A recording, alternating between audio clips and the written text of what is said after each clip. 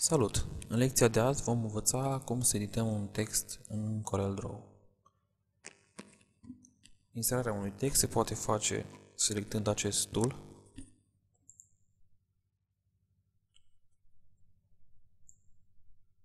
desenăm un dreptunghi, ținând primul click apăsat, clicul din stânga,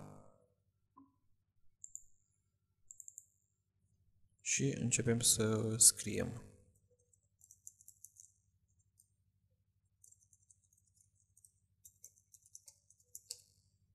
Vom mări puțin textul pentru a fi vizibil.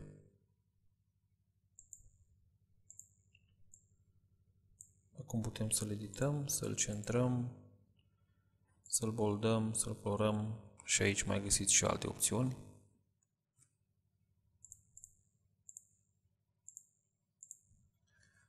Trebuie să aveți puțin grijă în momentul în care dumneavoastră doriți să micșorați, să spunem că ați făcut textbox-ul exact cât ați dorit pentru textul dumneavoastră și doriți să micșorați imaginea cu totul. Dacă veți face asta și nu veți fi atenți, puteți să vă treziți cu surpriza de a ascunde, vedeți, puțin textul, ceea ce în momentul în care doriți să-l printați va fi o mică problemă. De aceea trebuie avut grijă la modificările de genul acesta. Altă variantă de a pune textul, care mie îmi place mai mult, este tot selectând acest tool de aici, printr-un click vom începe să scriem.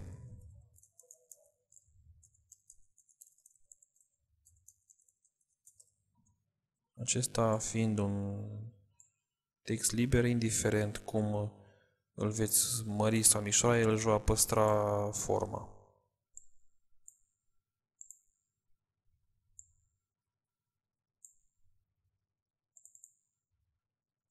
Îl copiem de 3 ori și o să vedeți imediat de ce.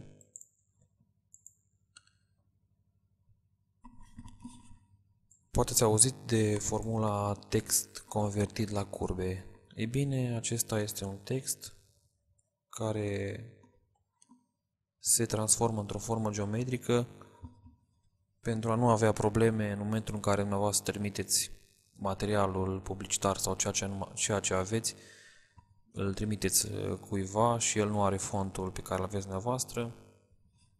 Această problemă se rezolvă convertindu-l la curbe. Cum puteți face asta? Click dreapta pe textul dumneavoastră, Convert to Curve sau Ctrl Q. Avea aici. Dacă selectăm putem vedea Ctrl Q. Acum acest text este într-o formă geometrică pe care o putem modifica cum dorim noi. Putem șterge, putem juca, putem adăuga orice.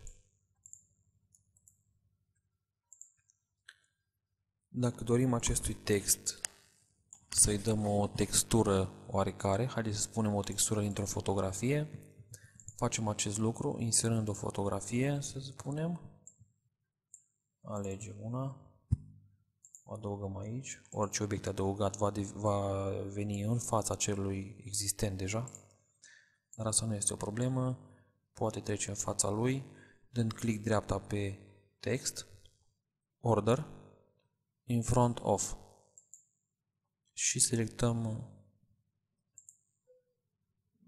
în fața cărui obiect să vină cu un singur click, sau mai puteți face asta prin apăsând tastele Shift Page Up pentru a veni în față sau Shift Page Down pentru a merge cu un obiect în spate.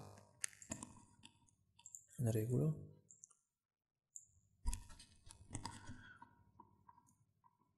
Am selectat textul, acum dorim să tăiem, să spunem cam aici, în zona asta. Dorim să tăiem din fotografie și textul să devină textura din fotografie. Selectăm textul, cu tasta Shift ținut apăsat vom selecta și fotografia. Aici sus ne va apărea un mic tool, dintre care alegem intersecția lor și se poate vedea S-a realizat un text cu fotografia pe care o dorim. Asta este puțin mai vizibil când aveți un font mai gros și o imagine mai mică.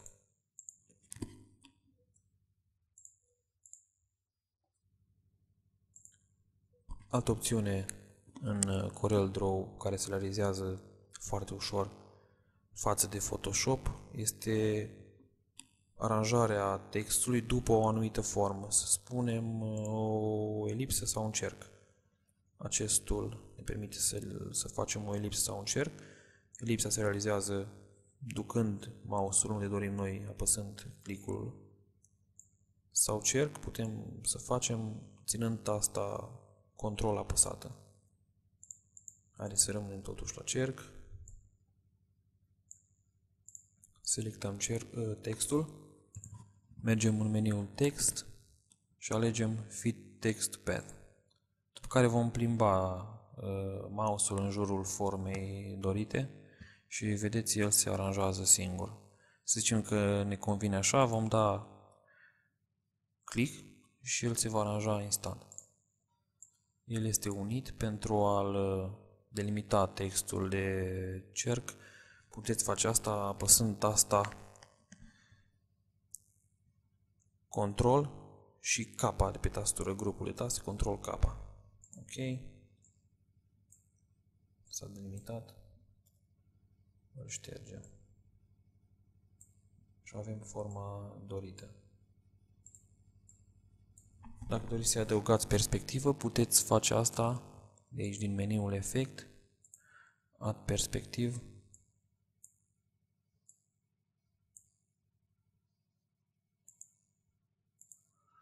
Pentru a-l edita, dacă doriți, de exemplu, să-l faceți cu majuscule, mergeți tot la meniul Text, alegeți Caracter Formatting și alegeți de aici cum anume doriți dumneavoastră să fie, cu două linii, uppercase, caps lock și orice altceva doriți dumneavoastră. Cam asta în mare despre text. Dacă aveți și alte întrebări, aștept să mi le adresați. Vă mulțumesc, la revedere!